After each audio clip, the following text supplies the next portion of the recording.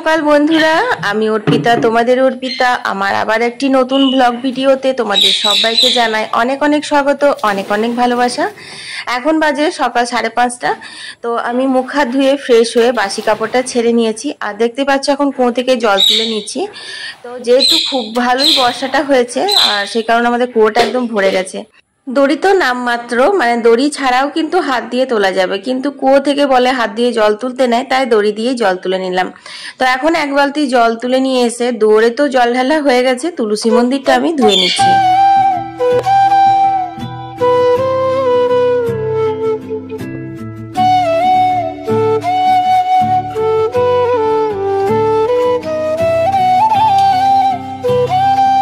রেনকোটটাও ঢুকাছি। মিঠু কি খাচ্ছিলি? রাধে রাধে। তো বুবলাকে টিফিন করে দিলাম, আর বুবলা এখন স্কুলে চলে গেল। তারপর আমি নিজের কাজে লেগে পড়েছি। সব থেকে প্রথমে কাচাকুচিটা সেরে নিলাম। তার কারণ হচ্ছে জানোই তো, এখন ভাদ্র মাস পড়তে গেল, আর এত বেশি রোদ উঠেছে যে কি বলবো সকাল থেকে। যদিও এখনো রোদ ওঠেনি, কারণ এখন অনেকটাই সকাল, এখন বাজে হচ্ছে 7টা। তো 7টার সময় তো এখন অতটা রোদ আসেনি উঠোনটায়, কিন্তু এরপর উঠোনটায় খুব রোদ চলে আসবে। আর তখন এই কাচাকুচি করা, তোলা, মেলা এগুলো করতে খুব ঝামেলা লাগে। যাই হোক, এখন কাপড়গুলো মেলে চলে এলাম ঠাকুরের বাসনগুলো ধুয়ে নিতে।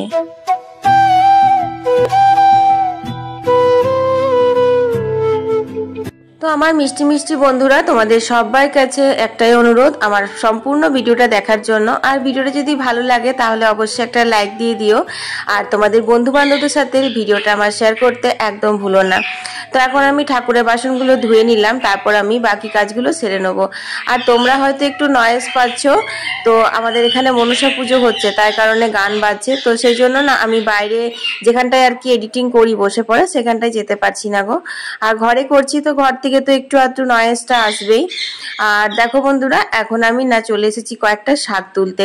এখানে জামা কাপড় মেলার সময় না হঠাৎ চোখে পড়লো অনেক বর্ষার যে শাকগুলো হয় সেগুলো না বেরিয়েছে। পাঁচমিশালি শাক কিন্তু খেতে খুব ভালো লাগে, আমার তো খুব ভালো লাগে। তোমাদের কার কার ভালো লাগে কমেন্টে লিখতে একদম ভুলো না। তো দেখো, এই শাকগুলোকে না আমরা কানা শাক বলি, কেউ কেউ কানুরা শাক বলে। তোমরা কি শাক বলো একটু আমাকে জানিও তো। তার সাথে রয়েছে পূর্ণিমা শাকগুলো। তো সব মিলিয়ে কিন্তু বেশ মানে একটা জমিয়ে রান্না করা যাবে। অনেকদিন বাদে না এরকম পাঁচমিশালি শাক রান্না করব। আসলে কি বলতো, বর্ষাকাল ছাড়া কিন্তু এই ধরনের শাকগুলো পাওয়া যায় না। আর বর্ষাকালে শাক খেতে হলে জানোই তো, যদি একটু হলুদ পাতা দেওয়া হয় তাতে করে শাকটা খেতেও ভালো লাগে, আর কোনো রকম পোকামাকড় জার্ম যদি থেকে থাকে তো সেটাও কিন্তু নষ্ট হয়ে যায়।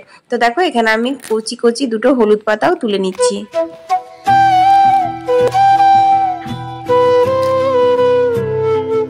বিষ্ণুপুর থেকে সোমা দিদি ভাই লিখেছে, অর্পিতা তোমার ভিডিও দেখতে খুব ভালো লাগে। আমি তোমাকে এর আগেও অনেকবার কমেন্ট করেছি, তুমি আমার নামটা কোনোদিনও নাওনি। প্লিজ তোমার ভিডিওতে আমার নামটা নিও, তাহলে আমার সাথে যে আমার মেয়ে তোমার ভিডিও দেখে সেও কিন্তু খুব খুশি হবে। তো এই যে সোমা দিদি ভাই, আজ আমি তোমার নামটা নিয়ে নিলাম। তো জাস্ট পুজো দিয়ে বেরোলাম, এখন বাজে হচ্ছে 11:10। কলের জল চলে এসছে, মানে এই মাত্র আসছে, তো অনেকক্ষণ পড়বে সেই জন্য। আর আমি ভাতটা বসিয়ে দিয়ে গেছিলাম, তো চটপট করে চলো ভাতটা নামিয়ে নেবো, তারপর কিছু খাবো, কারণ 2 দিন পর পর উপোস করে সারা একদম মানে সেই হচ্ছে। তারপর জল নিয়ে তারপর রান্না বান্না। চলো ভাতটা নামিয়ে দেবে। একা সংসার তো, সব কিছু যদি গুছিয়ে না করি তাহলে আর নিজের চান খাওয়া কিছুই জোটে না। আর মা যখন থাকে তখন তো মা চান টান করে পুজোটা দিয়ে নেয়, সেই কারণে না আমার খুব সুবিধা হয়, আমি রান্না বান্না করি, ঘরের কাজগুলো নিশ্চিন্তে করতে পারি। আর কি বলতো, আমাদের বাঙালি বাড়িতে সবকিছু কাজ হবে অথচ ঠাকুরের পুজো হবে না, সেটা আবার মেনে নেওয়া যায় না, তাই না? তো দেখো, ভাত নামিয়ে নিয়েছি, আর এখানে আমি এখন বসে গেছি সবজিগুলো কাটতে। তো আমাদের মিঠু এসে পরে আমাকে সমানে ডিস্টার্ব করে যাচ্ছে, জানো তো। আজকে বেশি কিছু করব না, আজকে পেঁপে আলু দিয়ে পাতলা করে মাংস ঝোল করব, মানে চিকেনের ঝোল করব। আর এই যে দেখছো শাকগুলো আমি সকালে তুললাম, তার সাথে কয়েকটা শাক ভিজে রাখা ছিল, সেগুলো মিশিয়ে দেবো, নিয়ে পাঁচমিশালি শাক ভাজা করব। তো এদিকে দেখি কতটা কি করা যায়। আর চলো বন্ধুরা, রান্না বান্না ঘরের কাজ করতে করতে তোমাদের আরো সুন্দর সুন্দর কমেন্টের উত্তরটা দিয়ে নি। গিরিশপুর থেকে রত্না দিদিভাই লিখেছে, অর্পিতা তোমার রান্নাবান্না দেখতে আমার খুব ভালো লাগে, আর তোমার রেসিপিগুলো আমি একবার বাড়িতে ট্রাইও করি, খেতেও বেশ ভালো হয়। Thank you so much Ratna দিদিভাই এত সুন্দর কমেন্ট করার জন্য, আর তোমাকে আমার তরফ থেকে অনেক অনেক ভালোবাসা। শ্যাওড়াফুলি থেকে পিঙ্কি দিদিভাই লিখেছে, অর্পিতা তুমি সেদিন সারু কচু রান্না করেছিলে নিরামিষ, আমার শাশুড়ি মা ভিডিওতে দেখে আবদার করেছিল আমার কাছে, তাই আমিও কিন্তু রান্না করেছিলাম তোমার রেসিপিটা ফলো করে, খেতে বেশ ভালো হয়েছিল। তারপর আমাদের অর্পিতার রেসিপি বলে কথা। থ্যাংক ইউ সো মাচ দিদিভাই এত সুন্দর কমেন্ট করার জন্য, আর তোমার শাশুড়ি মাকে আমার প্রণাম দিও, আর তোমার পুরো পরিবারকে আমার অনেক অনেক ভালোবাসা। তো বন্ধুরা, তোমাদের এই সুন্দর সুন্দর কমেন্টগুলো পড়তে আমার ভীষণ ভালো লাগে। আর কি বলতো, কমেন্টের উত্তর তো আমি দিতেই পারি, কিন্তু ভিডিওতে তোমাদের নামগুলো নিলে পরে তোমরা অনেক খুশি হও, সেটা আমাকে পরে আরো কমেন্টে রিপ্লাই করো।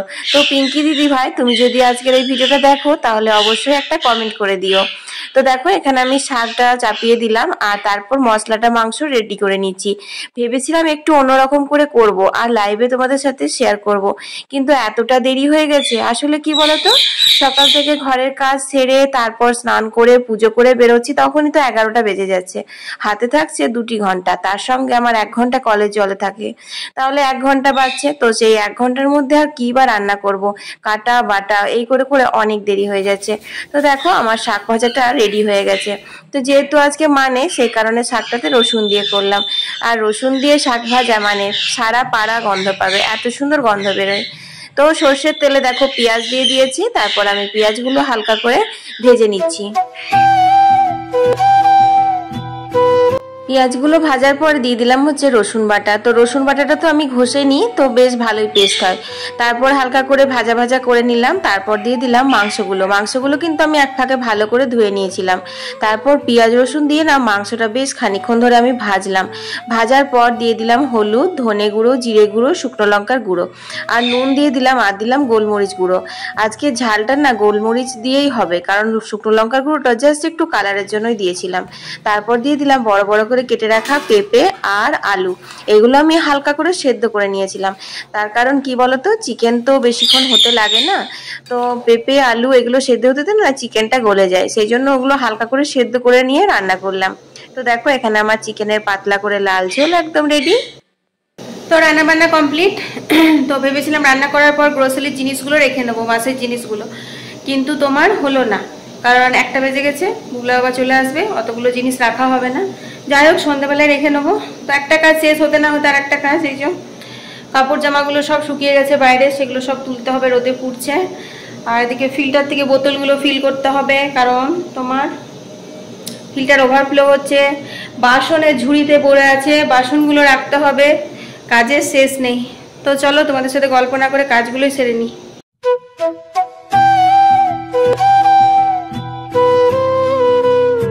তো দুপুরবেলা খাওয়া দাওয়া করে একটু শুয়েছিলাম। তো এখন তো আর দুপুরে শোয়াই হয় না, কারণ বুবলার বিকেলবেলা টিউশন থাকে। তো বুবলা তো 4টের সময় টিউশন গেছে, তারপরে একটু এদিক ওদিক করলাম, ঘরগুলো সব ঝাড় দিয়ে নিলাম, আর এখন উঠোনটা ঝাড় দিয়ে নিচ্ছি।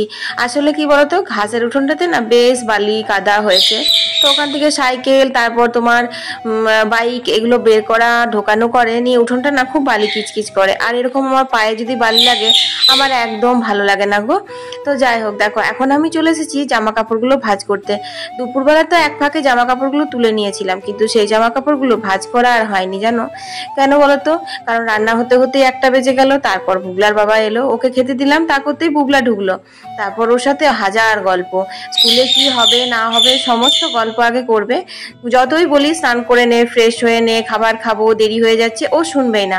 সমস্ত গল্প শেষ হবে, তারপরে ও ফ্রেশ হয়ে খেতে বসবে। তারপর একটু খাওয়া দাওয়া করে একটু মনে হয় না বলো যে একটু রেস্ট নিয়ে নি, এইভাবে না আর এগুলো গুছানো হয়নি। তো এখন এগুলো গুছিয়ে নেবো, আর আমি চটপট করে সন্ধে দিয়ে নেবো। তো বন্ধুরা এখন 8টা বাজে, দেখো এখন 1 বাটি নিমকি নিয়েছি। এই নিমকিটা তোমার সোমবার দিন নিয়ে এসেছিল গরম গরম, তো সোমবার ছিল, কাল মঙ্গলবার ছিল, মঙ্গলবার নুন খাই না, সে কারণে খাওয়া হয়নি, তো এটা আজকে খাবো। তো এখন আমি নিমকি আর চা খেয়ে নেবো, আর কটা রুটি করবো বুবলার বাবার জন্য।